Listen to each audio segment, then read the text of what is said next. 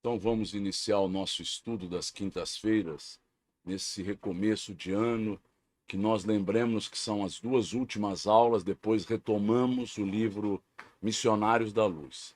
Então vamos fechar os nossos olhos, elevando o nosso pensamento até Deus, nosso Pai, rogando a Jesus, o nosso divino amigo e mestre, que estas bênçãos, Senhor Jesus, possam estar a nos envolver, que possamos adentrar esse 2026 pacificados, serenos, compreendendo as oportunidades que a vida tem nos possibilitado.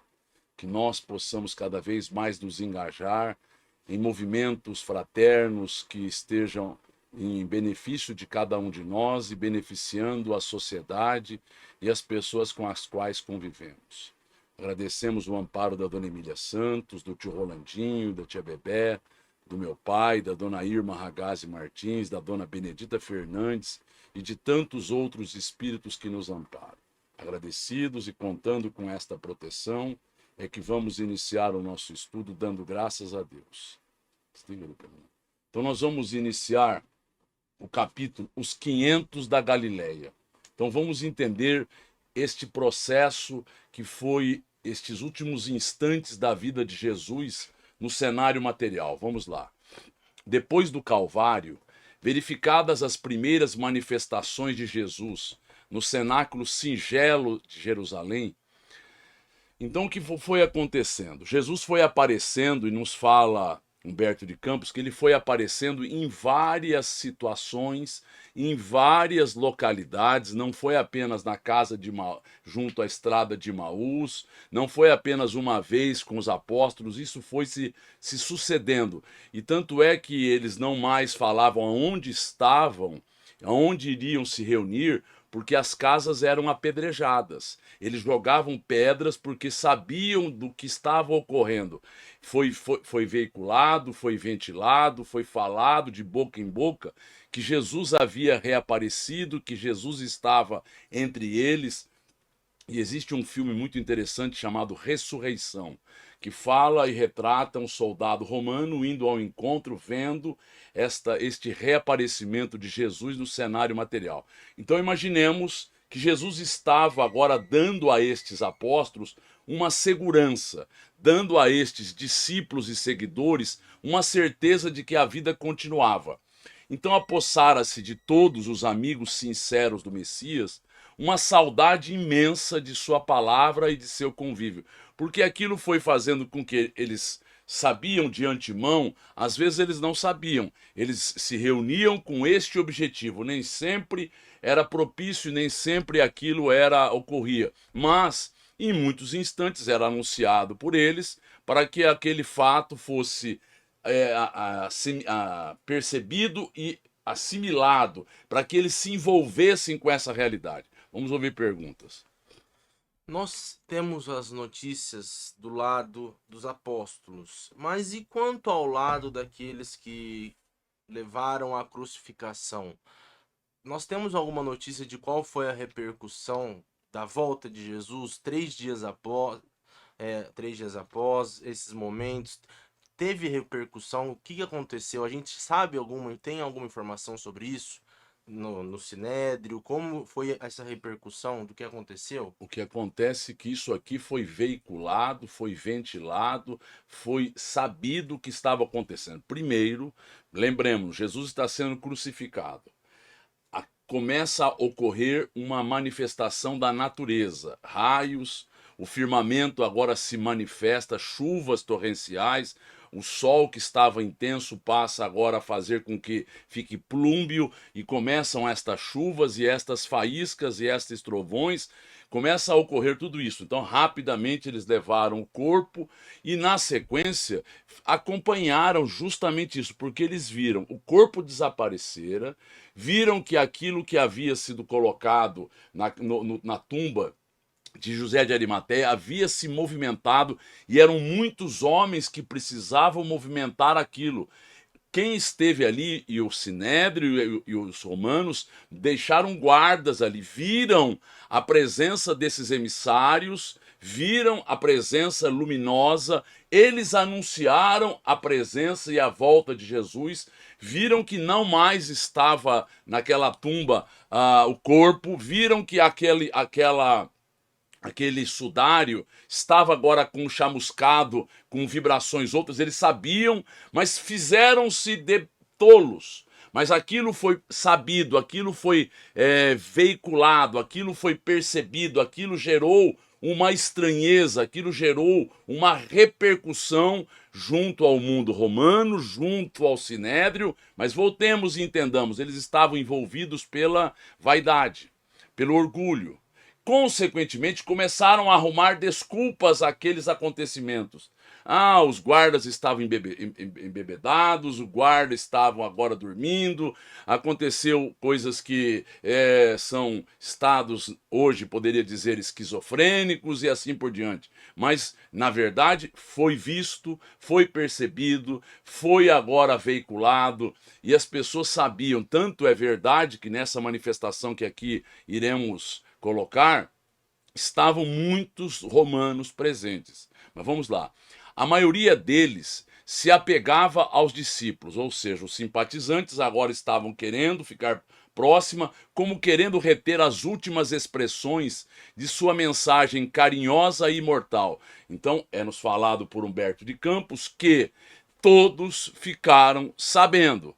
Todos ficaram agora sendo aquele rastilho de pólvora que dava as notícias, que repercutia todos esses acontecimentos. E aí, as pessoas, por não terem visto, muitas delas, por terem sabido, mas achavam disso, se esquivavam, mas os simpatizantes, aqueles profitentes, estavam esperando, queriam perceber, queriam agora notícias, queriam estar próximo.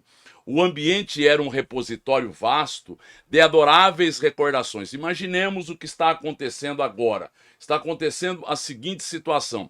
Todos eles estão embevecidos, todos eles estão saudosos, porque a manifestação não é a toda hora. São em certos instantes em que ele está com eles, que ele participa destas tertúlias, dessas rememorações, dele incentivar, dele inocular neles essa confiança, dele trazer uma certeza, mas eles não sabiam a que ponto eles estavam juntos, daqui a pouco ele sumia, ele desaparecia. Os que eram agraciados com as visões do mestre se sentiam transbordantes das mais puras alegrias. Imaginemos, nos coloquemos nessa situação. Imaginemos a alegria deles em percebendo que a vinda e que a manifestação era verdadeira. Eles tocavam em Jesus, Jesus comia com eles. É uma manifestação física para que eles tivessem a certeza. Eles não tinham condições de compreender de outra forma.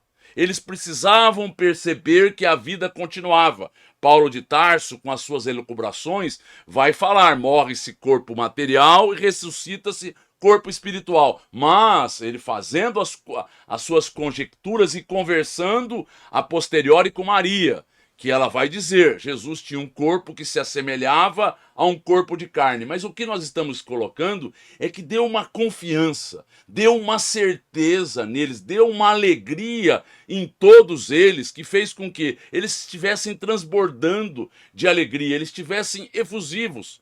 Os companheiros inseparáveis e íntimos se entretinham em longos comentários sobre as reminiscências inapagáveis. Então, aquilo que fora um desânimo, aquilo que fora um esmorecimento, aquilo que fez com que eles ficassem contristados, de uma hora para outra, com este reaparecimento, fez com que retomassem aquele fôlego, aquele ânimo, aquela boa intenção, aquele desejo sincero agora de manifestarem uma fidelidade, porque tudo aquilo que Jesus havia feito não era uma aleivosia, não era uma mentira, não era um conto da carochinha, era um fato real. Foi quando Simão Pedro e alguns outros salientaram a necessidade do regresso a Cafarnaum para os labores indispensáveis da vida. O que nós estamos dizendo é que muitos trabalhavam. Foram à Páscoa, ficaram por uma semana, ficaram todos envolvidos, mas muitos precisavam retomar as suas atividades. E aí, o que eles vão fazer? Eles vão agora ou vender os pertences, ou esperar agora uma manifestação outra que vai ocorrer, para que eles saibam o que eles deverão fazer. Mas o importante é que o estado de ânimo está resoluto. Eles estão firmes, convictos daquela veracidade daquele fato.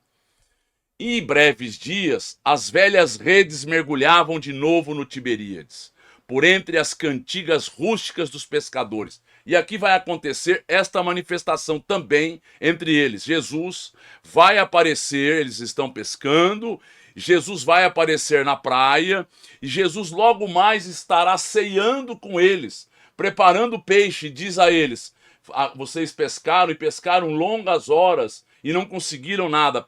Jogue a rede do outro lado. E ela agora se fez em profusão, a quantidade de peixes. Então o que nós estamos colocando é que isso foi um ânimo, aquilo foi uma animação, aquilo foi algo que deu a eles um sentido real às suas vidas. Até então, eles tinham, acreditavam, mas ficaram dúbios, ficaram oscilantes, agora retomaram com uma pujança, com uma certeza, com uma fidelidade que vai fazer com que cada um deles possa dar as suas vidas. Cada onda mais larga e cada detalhe do serviço sugeriam recordações sempre vivas no tempo. Olha o que vai acontecer. Eles vão agora se alimentarem novamente. Aquilo voltou aquele ânimo. As refeições ao ar livre lembravam o contentamento de Jesus ao partir o pão. Então eles estão agora rememorando-se de tudo. Agora estão conversando entre eles de forma fraterna, amistosa, lembrando-se de fatos, lembrando de coisas comezinhas, aparentemente pueris, mas que gerava em cada um deles aquela saudade que eles poderiam agora repercutir entre eles, lembrando o quanto o mestre dera de lições a cada instante da vida deles. Muitas coisas passou desapercebida, agora eles iriam com a maturação dessas experiências que foram oportunas, necessárias e que deram uma certa experiência ao espírito de cada um deles, eles iriam repercutir de outra forma. O trabalho, quando mais intenso, como que avivava a sua e recomendação de bom ânimo. Então o que vai acontecer? O bom ânimo volta. E o trabalho agora se faz profuso, intenso. A noite, silenciosa, reclamava a sua bênção amiga. Então eles estão ali, embebidos na poesia da natureza. Os apóstolos organizavam os mais elevados projetos com relação ao futuro do evangelho. Eles estavam cientes, certos do que eles fariam? Ainda não. Ainda eles não estavam plenamente conscientes de que eles deveriam retomar a Jerusalém. Afinal de contas, Jerusalém fora aquele local em que ele havia sido crucificado, onde eles haviam sido ridicularizados, vilipendiados, levados a humilhações, mas talvez fosse aquele o momento, aquele o local e a possibilidade que a vida estava ensejando a eles. Talvez, mas eles estavam fazendo esses projetos, essas conjecturas estavam sendo ainda articuladas.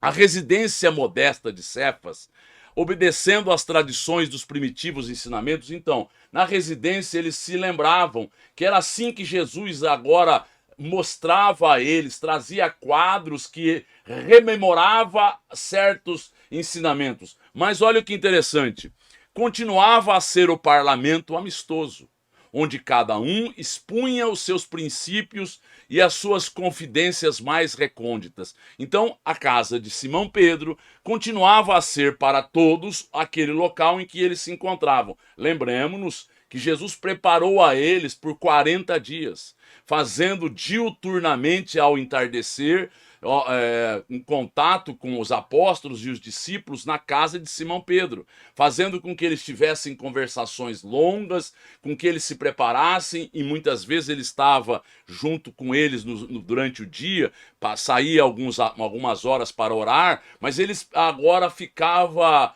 dando a eles os ensinamentos, e saía a pregar, e saía pelas solicitações que lhes chegavam. Mas eles haviam retomado aquela singeleza. Mas, ao pé do monte, onde o Cristo se fizera ouvir algumas vezes, exaltando as belezas do reino de Deus e da sua justiça, reunia-se invariavelmente todos os antigos seguidores, mais fiéis. Olha o que eu estou trazendo aqui. Este aqui é próximo, mais ou menos 3 quilômetros de Carfanaum. Ele fica próximo de Corazim. É o Monte das Bem-aventuranças, aonde Jesus fazia as suas pregações, aonde Jesus reunia em muitos instantes aquela comunidade. E ali as pessoas fizeram um hábito, assim como agora na praia do Tiberíades, eles esperavam a barca chegar ao final da tarde para que ouvissem essas pregações e vissem também as curas, e ouvissem neste monte estas possibilidades dessas multiplicações de pães, multiplicações de peixe, essas manifestações físicas da mediunidade e do potencial anímico gigantesco de Jesus. Mas olha que interessante, que se haviam habituado ao doce alimento de sua palavra inesquecível. Está muito bem colocado aqui o adjetivo, doce alimento, porque a palavra de Jesus era um alimento para a alma de todos eles. Vemos no livro há 2000 anos, quando Lívia esteve com o senhor da Samaria, tio de Ana, Josué da Samaria, se eu não me engano, eles estiveram naquela localidade. O que vai acontecer? Ela vai verificar, vai acompanhar esta preleção e vai ver quando Jesus multiplica os pães, e ela pega um pequeno pedaço de um dos pães e faz com que aquilo preencha a alma dela.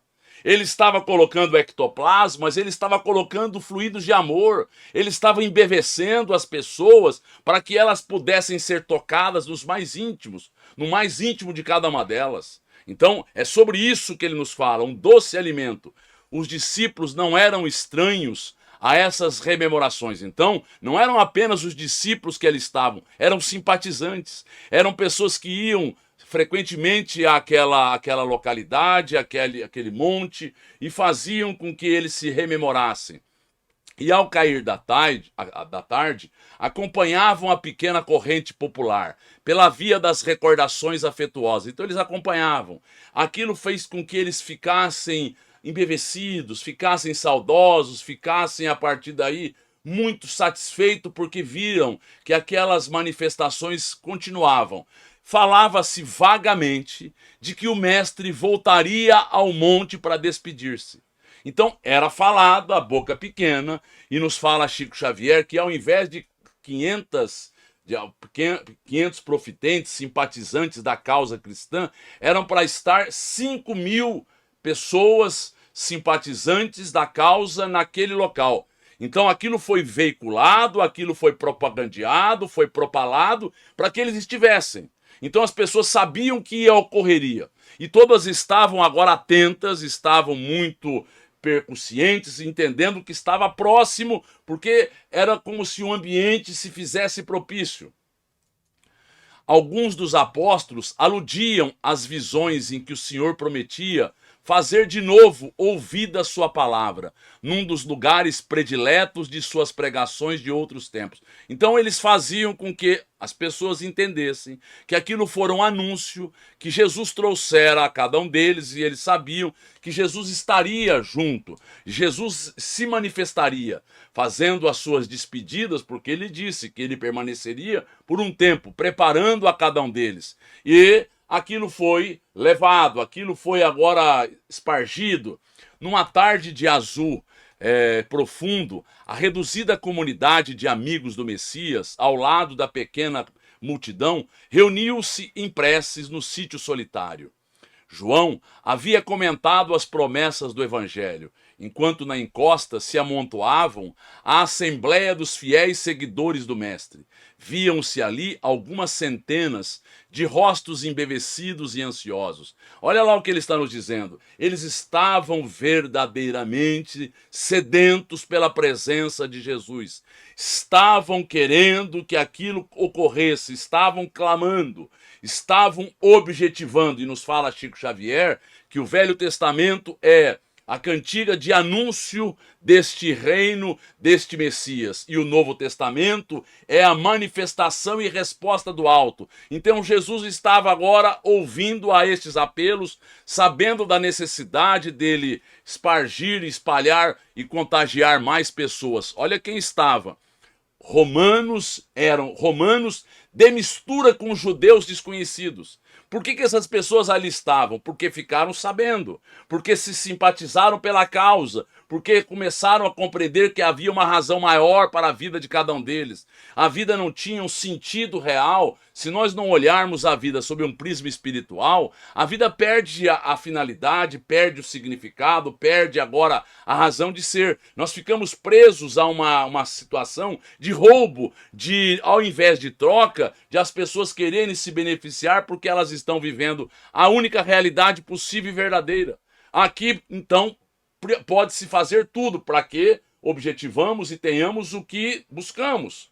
Mulheres humildes conduzindo os filhos pobres e descalços, velhos respeitáveis, cujos cabelos alvejavam de neve dos repetidos invernos da vida. Então ele está nos descrevendo que as pessoas foram se aproximando de Carfanaum, foram se aproximando de Corazim, foram se aproximando do Tiberíades, foram se aproximando deste monte das bem-aventuranças. Então as pessoas estavam agora ouvindo ainda uma repercussão espiritual e um alarido que eles não sabiam qual era a causa, mas sabiam que algo poderia ocorrer. Neste dia, como que a antiga atmosfera se fazia sentir mais fortemente. Então, uma atmosfera real que parecia reviver aquilo que eles outrora viviam, estava se repetindo. Por instinto, todos tinham a impressão de que o mestre voltaria a ensinar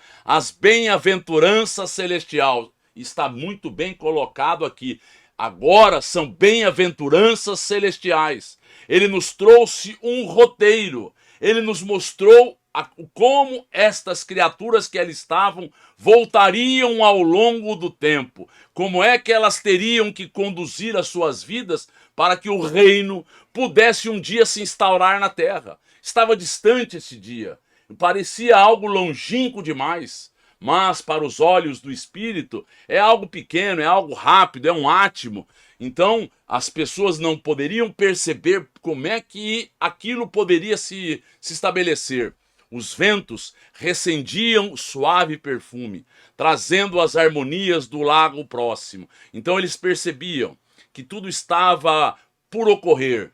Do céu muito azul, em festa para receber a claridade das primeiras estrelas, parecia descer uma tranquilidade imensa, que envolvia todas as coisas. Foi neste instante de indizível grandiosidade, indizível. As palavras são pobres para mostrar esta manifestação. Imaginemos-nos nós num local em que isso poderia ter ocorrido. Se um espírito se materializar diante dos nossos olhos, nós já ficaremos embevecidos. Imaginemos o nosso Mestre Jesus. Imaginemos esta grandeza, imaginemos esta luminosidade. Olha como é que ele vai descrever. Aqui a figura de indizível grandiosidade, que a figura do Cristo assomou no cume, iluminado pelos derradeiros raios do sol. Estava entardecendo. Era ele. Seu sorriso desabrochava tão meigo como ao tempo glorioso de suas primeiras pregações. Mas de todo o seu vulto se irradiava luz tão intensa que os mais fortes dobravam os joelhos. Então imaginemos esta manifestação. Todos que ali estavam viram esta luminosidade, se confundindo com o sol. O sol estava deixando e um sol agora se manifesta. Um sol na presença e na figura de um ser espiritual gigantesco, que faz com que todos se dobrem. Todos agora saibam, é a manifestação do nosso mestre. É a manifestação maior de uma alma que está dando a eles um significado às suas vidas. Alguns soluçavam de júbilo, presas das emoções mais belas de suas vidas. Imaginemos isto, a beleza deste momento. todos estão envoltos por aquela luminosidade, por aquela presença majestosa, por aquilo que está agora ocorrendo e tocando e sensibilizando a alma de todos. As mãos do Mestre tomaram a atitude de quem abençoava, enquanto um divino silêncio parecia penetrar a alma das coisas. Imaginemos o comando de Jesus sobre todos os reinos. Imaginemos o comando de Jesus sobre todas as coisas. Imaginemos esta manifestação de amor pleno, para que nós compreendamos como isso fez com que a quietude se instaurasse nesse momento, penetrando a alma de tudo. Tudo agora se repercutia, tudo agora percebia de alguma maneira a presença.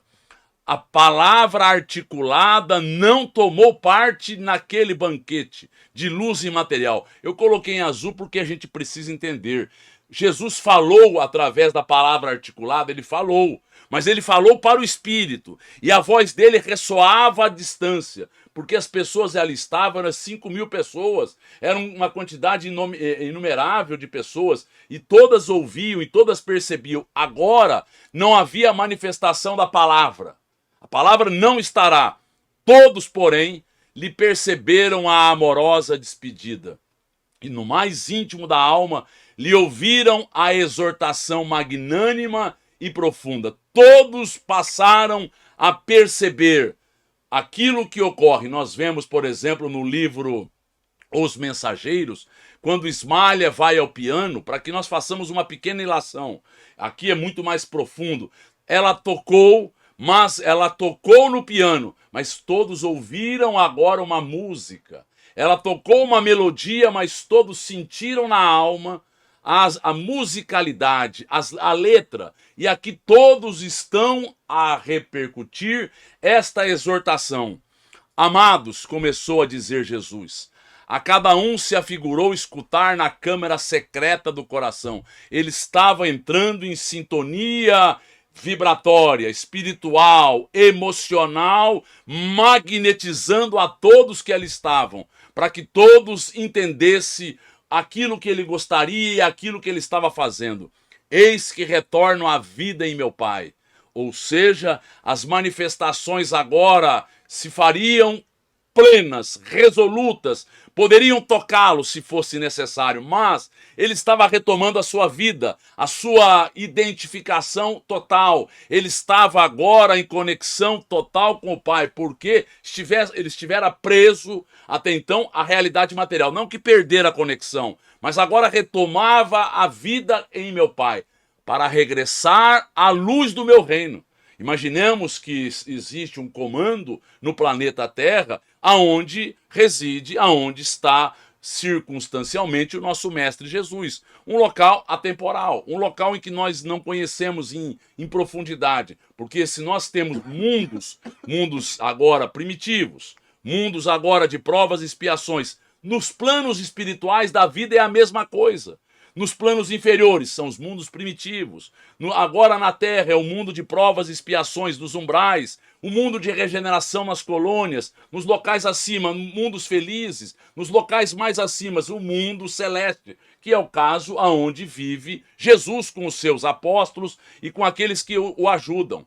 Enviei meus discípulos como ovelhas ao meio dos lobos, e vos recomendo que lhes sigais os passos no escabroso caminho. Então ele está dizendo agora para as pessoas que deveriam seguir aos apóstolos. Ele enviou eles no meio de lobos. O mundo material é desta forma. Todos querem a sua parte. Todos não querem e não buscam perder nada. Todos têm medo de deixar o cenário material. Todos têm medo de algo que possa escapar aos sentidos físicos. As pessoas, em geral, estão muito bem situadas nessa realidade. Tudo que escapa disso passa a ser uma coisa boba, tola, que eles não querem pensar. E olha como ele continua. Depois deles é a vós. Então mandei os discípulos, os apóstolos, depois deles é a vós, que confio a tarefa sublime da redenção, pelas verdades do Evangelho. Então está falando para os 500. 12 são os apóstolos. Alguns são discípulos dos apóstolos, ou passarão a ser. E na sequência são simpatizantes. São pessoas que estão vinculadas a este cristianismo que ele está chamando, para que eles possam ter as tarefas sublimes, para estabelecerem as verdades do evangelho no tempo. Olha como ele continua. Eles serão os semeadores, os apóstolos. Vós sereis o fermento divino. Então eles vão semear, vocês farão com que aquilo possa agora ser fermentado, aquilo possa crescer, aquilo possa se transformar em algo substancioso. Pelo exemplo, instituo-vos os primeiros trabalhadores, os herdeiros iniciais dos bens divinos. Então ele está conclamando a este grupo de pessoas a agora trabalhar em prol da difusão destes princípios espirituais, para entrardes na posse do tesouro celestial. Muita vez experimentareis o martírio da cruz e o fel da ingratidão. Então ele está dizendo que isso vai ocorrer ao longo dos séculos, ao longo dos milênios. Eles agora, para entesourarem este tesouro celestial, eles vão experimentar o martírio da cruz, a incompreensão, a ingratidão, as incongruências, as rebeldias, as revoltas, as insubordinações. E quando eles estiverem vivendo segundo os padrões do espírito, e as pessoas que vivem segundo os padrões do corpo, da matéria, se acham detentoras de algum poder, vilipendiam, agridem, vão fazer humilhações e assim por diante. Olha como ele continua. Em conflito permanente com o mundo, estareis na terra. Então, em conflito com as coisas da terra. Porque aquele que entendeu as coisas do Espírito, como ele nos falou numa parábola, você encontrou uma pérola, você vende tudo para ficar com a pérola. O resto não tem importância. Quando a gente passa a compreender que o mais importante são os bens do Espírito, a gente renuncia às coisas transitórias. Então, olha o que ele fala. Eles vão ficar em conflito com o mundo e não vão ser entendidos.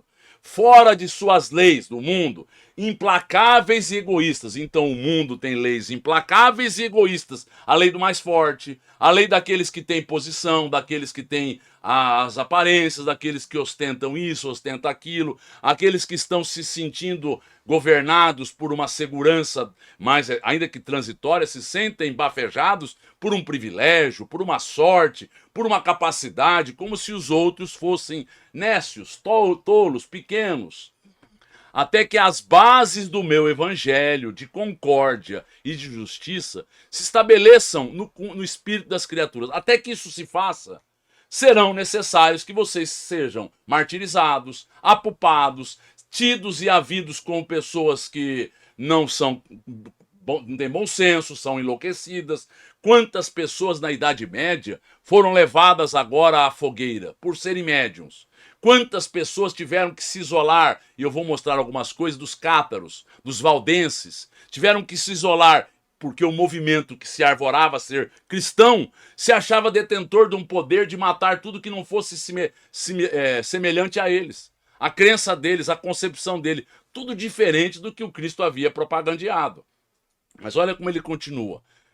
Negai-vos a vós mesmos, como neguei a minha própria vontade, na execução dos desígnios de Deus. E tomai a vossa cruz para seguir-me.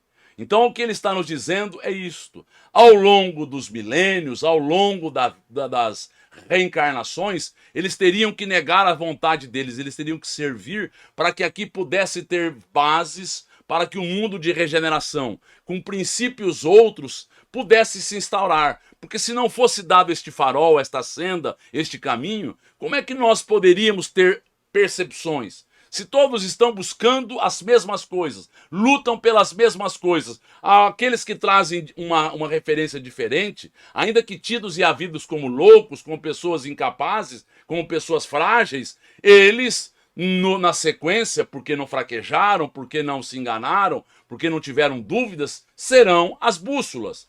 Olha o que ele continua. Séculos de luta vos esperam na estrada universal. Então ele está dando agora a estes irmãos que ali estão um roteiro. Séculos de luta. Esperavam a eles porque eles teriam que se confrontarem com o mundo material, com as coisas e dos apegos, do egoísmo, da vaidade, do orgulho, da maledicência, da intriga. É preciso imunizar o coração contra todos os enganos da vida transitória, enquanto isso não for uma realidade em nós. Porque são enganos. E a gente acha que este é o céu da nossa vida. E a gente justifica tudo, ainda que quando estivermos trabalhando para as coisas do Espírito, a gente justifica porque temos regalias materiais, porque temos agora refesteladas as nossas buscas materiais. É um ledo engano. Uma coisa não tem nada a ver com a outra. As coisas materiais são provas para que demonstrem a nós, a nossa consciência, que nós não estamos afeitos e não estamos presos e não estamos apegados e não estamos limitados a isto. Poderemos usufruir, ponto. Mas nós não podemos imaginar que isso é nosso. Olha bem o que ele disse. Então, precisa imunizar contra a vida transitória, que são enganos, para a soberana grandeza da vida imortal, enquanto nós não nos entendermos como espírito, enquanto nós não tivermos uma vida espiritualizada, estes enganos vão nos levar à queda. Estes enganos vão nos levar a ilusões, a hipnoses e a certeza de quedas e problemas, porque a gente não está deshipnotizado, não está agora sem o deslumbramento. Vossas sendas estão repletas de fantasmas de aniquilamento e de visões de morte. Então ele está mostrando o que vai acontecer com eles. É isso aqui. Vão ser levados aos circos máximo, vão ser levados agora às arenas para serem humilhados, vão ser tratados como um rebotalho, gentalha, coisa menor, vão ser tratados de todas as formas banais, pueris, porque eles se imaginavam detentores de uma convicção e de uma certeza, e o coroamento era, eles dominavam 2/3 do mundo, os romanos, e os judeus imaginavam dominar mentalmente, religiosamente, com o comando de Jeová, a todos os outros povos, mesmo sendo induzidos a ter a humildade. Eles não acreditavam, eles não aceitavam. Então, aqueles que viviam de outra forma eram tidos e havidos como pessoas que haviam perdido o bom senso. O mundo inteiro se levantará contra vós. Porque se os parâmetros são esses, você vai fazer diferente, isso que o Cristo está querendo mostrar a eles. Em obediência espontânea às forças tenebrosas do mal. A força do mal é a vaidade, é o orgulho. Então que a gente compreenda, enquanto isso não for bem claro, o egoísmo é a doença da alma. O egoísmo gera vaidade, gera orgulho, gera a partir daí todas as outras emoções doentias, da maledicência, da intriga. Por quê? Porque eu quero ostentar, eu quero viver, eu quero saborear, eu quero agora me refestelar, eu quero estar naquela realidade. E aí, isso significa estar preso a valores que não são nossos, transitórios. Isso é o mal. Então, porque a pessoa passa a lutar, então ele não mede esforços para ter aquilo que ele acha de significativo, que ainda lhe dominam as fronteiras. Então, no mundo, isto ainda tem um domínio pleno. As pessoas que estão envoltas por uma religiosidade sincera, ainda assim estão presas a esta materialidade, não se desprenderam. Sereis escarnecidos e aparentemente desamparados. Aparentemente estaremos sozinhos. A dor vos assolará as esperanças mais caras.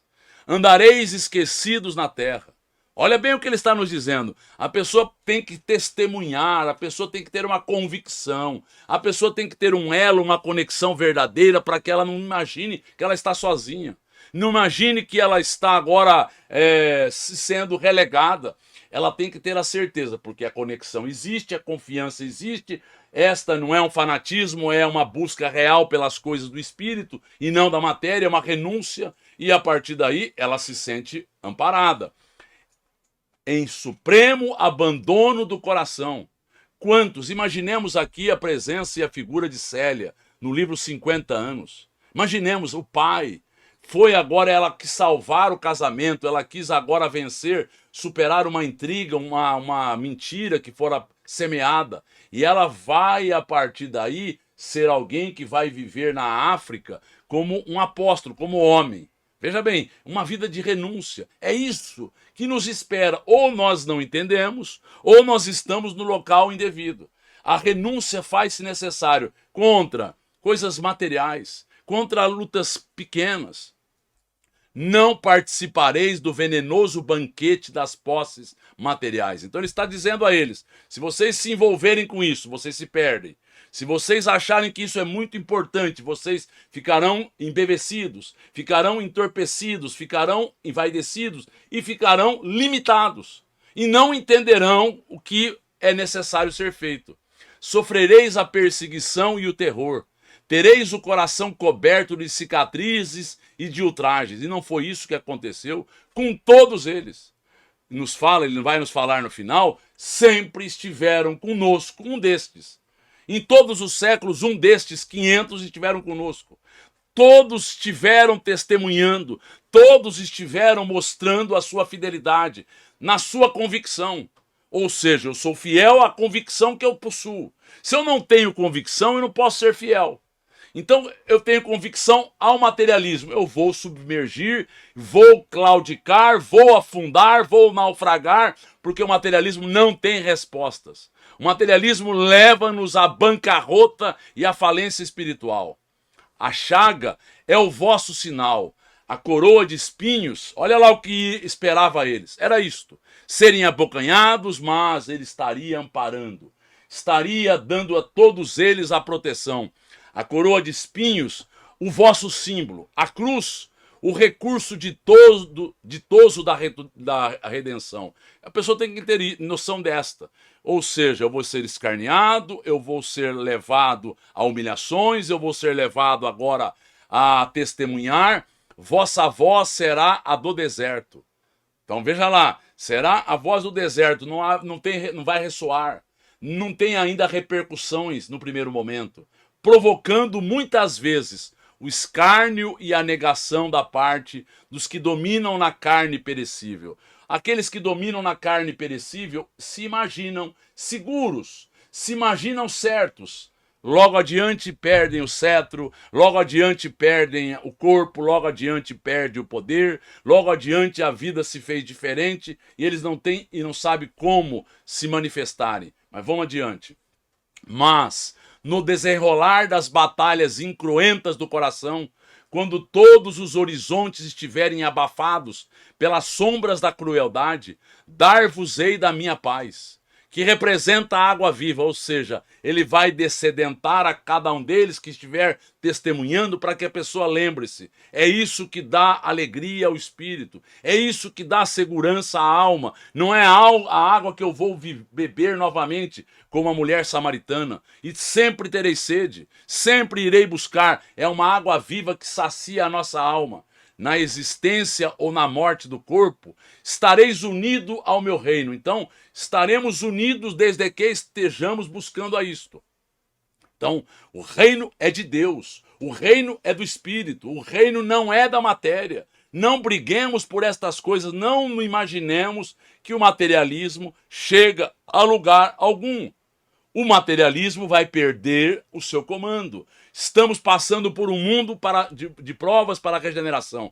E nos fala Emmanuel, no livro A Caminho da Luz, os referenciais vão se modificar. E se modificando, o materialismo perdeu a primazia. Perdeu agora esta manifestação que entorpece a mente humana e faz com que as pessoas acreditem que estão diante de algo real, quando em verdade é uma ilusão criada pela alma humana.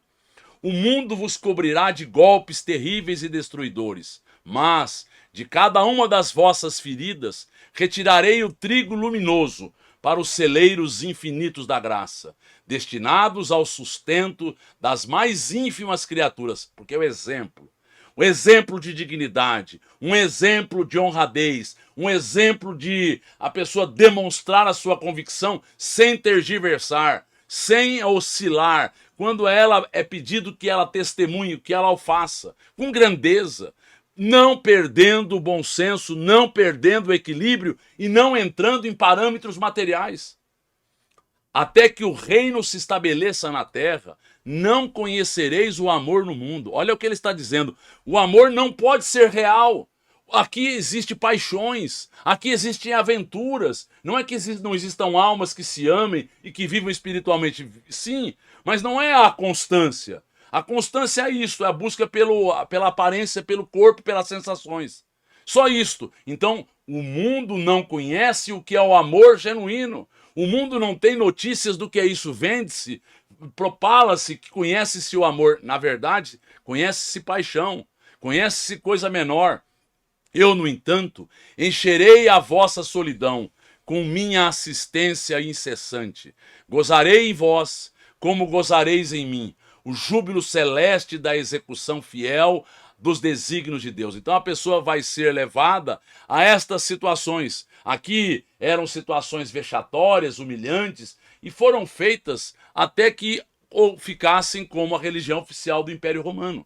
Foram perseguidos até mais ou menos o ano 320, foram perseguidos 315, quando Constantino faz com que ela se torne a religião oficial, até 2025, 325, depois perde-se esse cetro, volta com Teodósio em 380, mas o que acontece? Sempre os cristãos eram culpados por tudo. Roma, a queima de Roma, Nero culpou a eles. Então foi ocorrendo que isto foi sendo tratado como pessoas menores. E eles foram exemplificando. E eles deram esta senda. Eles deram as suas vidas. Quando tombardes, sob as arremetidas dos homens, ainda pobres e infelizes, os homens ainda pobres e infelizes, lembremos, se acham ricos e poderosos, se acham satisfeitos, é só uma ilusão. Daqui no momento seguinte, no quarteirão seguinte, já estão pobres, já estão infelizes, porque as coisas materiais elas são cíclicas, elas se modificam, elas mudam de mão. Nós estamos nessa e amanhã não estaremos mais. Eu vos levantarei no silêncio do caminho, com as minhas mãos dedicadas ao vosso bem. Então aqueles que foram levados, aqui eu estou colocando, na Idade Média, foram levados, os verdadeiros cristãos foram levados à fogueira. Os cátaros foram levados à fogueira, era um grupo cristão que vivia isolado. Os valdenses, a mesma coisa. Então a gente acha que o cristianismo manteve uma pureza, mas isoladamente, não no movimento agora tido e havido como oficial. Sereis a união onde houver a separatividade, sacrifício onde existir o falso gozo, claridade onde campearem as trevas, porto amigo, edificado na rocha da fé viva, onde pairarem as sombras da desorientação. Então, estas criaturas fariam este papel, estariam agora não claudicando, não agora oscilando, não agora renunciando às suas convicções, para mostrarem qual era o real sentido da vida. Olha lá, sereis meu refúgio nas igrejas mais estranhas da terra, minha esperança entre as loucuras humanas. Então, dentro do próprio cristianismo, dentro da igreja católica, estiveram pessoas de boa fé, muitas, foram pregar em vários locais, estiveram no movimento agora que se faz dos huguenotes, dos protestantes hoje, chamado evangélicos também, muitos, mas em geral se perderam. Por quê? Porque ficaram envolvidos pela ostentação, pelas aparências. Minha esperança entre as loucuras humanas, minha verdade onde se perturba a ciência incompleta do homem. A pessoa não entende que a ciência, a filosofia, o que quer que seja, tem uma resposta que não é completa, falta alguma coisa. A inteligência chega a um lugar, se ela não estiver luarizada, não estiver sendo coroada pelos sentimentos e não estiver tendo as respostas ao espírito, que são as respostas reais e verdadeiras, ela se sente naufragando, ela se sente nos momentos mais difíceis, sozinhas. Amados, eis que também vos envio como ovelhas aos caminhos obscuros e ásperos. Entretanto, nada temais, sede fiéis ao meu coração, como vos sou fiel, e o bom ânimo representará a vossa estrela. que exista bom ânimo, que exista a certeza que estamos fazendo melhor. É isso que ele está colocando a estes, que é para nós um chamamento. Esse chamamento agora se refaz ao longo dos séculos. Todos aqueles que se envolveram, todos aqueles que foram acordando, todos aqueles que tiveram outros parâmetros, podem pertencer a este grupo. E estes que aqui estiveram sempre foram faróis, sempre foram bússolas. Ide ao mundo, onde teremos de vencer o mal. Aperfeiçoemos a nossa escola milenária, para que aí seja interpretada e posta em prática a lei do amor do nosso Pai. Então, eles teriam que trazer estes referenciais. Não poderiam claudicar, não poderiam imaginar que o mundo estivesse jogado ao léu. Sempre estiveram exemplos significativos, portentosos na terra, para que a lei do amor pudesse aos poucos se instaurar, em obediência feliz à vossa vontade augusta, a vontade do Pai, que é de amor, é de bondade. Sagrada emoção senhorara-se das almas em êxtase de ventura. Foi então que observaram o mestre rodeado de luz, como a elevar-se ao céu, em demanda da sua gloriosa esfera do infinito. Os primeiros astros da noite brilhavam no alto, como flores radiosas do paraíso. No Monte Galileu, 5 centenas de coração palpitavam, arrebatados por intraduzível júbilo. Imaginemos o júbilo deles. Estão se despedindo, ouviram, aquilo tocou, aquilo sensibilizou, aquilo fez-se verdadeiro na alma de todos eles. E agora Jesus está se despedindo em um êxtase, e um júbilo se instaura. Velhos, trêmulos e encarquilhados desceram a encosta, unidos uns aos outros, como solidários, para sempre no mesmo trabalho de grandeza imperecível. Então eles começaram agora a compreender o que a vida estava chamando a eles. Anciãs de passo vacilante, coroadas pela neve das experiências da vida, abraçavam-se as filhas e netas, jovens e ditosas, tomadas de indefinível embriaguez da alma. Romanos e judeus, ricos e pobres, confraternizavam-se, felizes, adivinhando a necessidade de cooperação na tarefa santa. Imagine a alegria, imagine a emoção, imagine a energia que pairou neste local. Imagine como eles ficaram no estado de êxtase verdadeiro. Os antigos discípulos, cercando a figura de Simão Pedro, choravam de contentamento e esperança. Naquela noite de imperecível recordação, foi confiado aos 500 da Galileia o serviço glorioso da evangelização, da evangelização das coletividades terrestres, sob a inspiração de Jesus. Então, sempre voltaria um deles. Mal sabiam eles, na sua mísera condição humana, que a palavra do Mestre alcançaria os séculos do porvir. Pouco imaginavam isso, sentiram este amor, se sensibilizaram, mas eles seriam chamados a testemunharem, seriam chamados a mostrarem tudo aquilo. Foi assim que, representando o fermento renovador do mundo, eles reencarnaram em todos os tempos, nos mais diversos climas religiosos e políticos do planeta, ensinando a verdade e abrindo. Então nós estamos mostrando aqui Madalena voltando como Teresa d'Ávila. Nós estamos vendo quantos que aqui estavam, que foram retornando, que são aparentemente anônimos, mas todos foram voltando em todos os climas, ensinando a verdade e abrindo novos caminhos de luz, através dos bastidores eternos do tempo. Quantos que não foram chamados a isso? Foram eles os primeiros a transmitir a sagrada vibração de coragem e confiança aos que tombaram nos campos do martírio. Então aqueles que tombavam nos campos do martírio eram amparados por estas almas. Eram agora um cântico que renovava a esperança de todos eles, semeando a fé no coração pervertido das criaturas, nos círculos da vaidade humana, nas fogueiras e nos suplícios, ensinaram a lição de Jesus com resignado heroísmo. Então eles voltaram ao longo dos séculos, eles voltaram ao longo dos milênios, eles foram nos mostrando nas artes e nas ciências, plantaram concepções novas de desprendimento do mundo. Nos fala Leon Denis, o Espiritismo nas Artes, que eles construíram mausoléus que se endereçavam aos céus, mostrando isso aqui na Renascença. Eles foram agora mostrando que existia algo a mais, fazendo com que as pessoas pudessem se desprender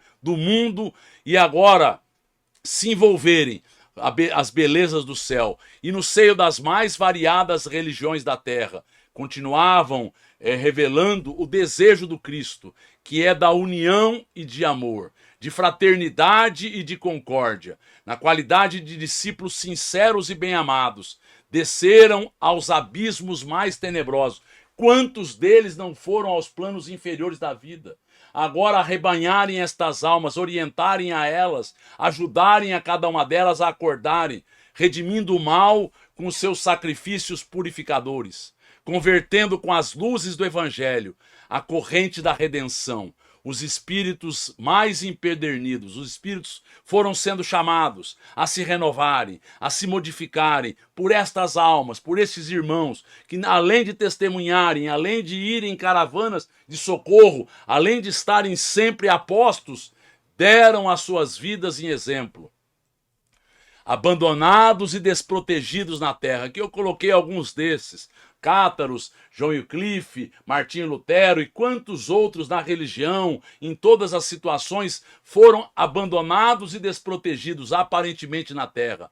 Eles passam, edificando no silêncio as magnificências do reino de Deus, nos países dos corações. Então, no coração das pessoas, eles vão semear a este reino de amor e multiplicando as notas de seu cântico de glória, por entre os que constituem instrumentos. Então vejamos aqui Francisco de Assis, que foi na Idade Média aquele que trouxe um norteamento, deu a estas criaturas e aquele movimento um novo parâmetro. E esse espírito esteve sempre voltando à Terra, agora nos ensinando, na figura de Chico Xavier, na figura de Allan Kardec, a renunciarmos às coisas, a manifestarmos este amor. Então, estes que voltam agora multiplicando as notas de seu cântico de glória, por entre os que constituem instrumentos sinceros do bem com Jesus Cristo, formam a caravana sublime que nunca se dissolverá. Então sempre entre nós esteve um desses espíritos, que nós possamos agradecer tantas benesses, tantas dádivas, e que possamos nos aproveitar destas dádivas. Na semana seguinte, na próxima, concluiremos o estudo com o capítulo sobre Maria, e que nós possamos agora finalizar este estudo agradecendo a Deus, agradecendo a Jesus por estas bênçãos e por estas dádivas, e confiantes finalizamos o estudo dando graças a Deus, e que assim seja.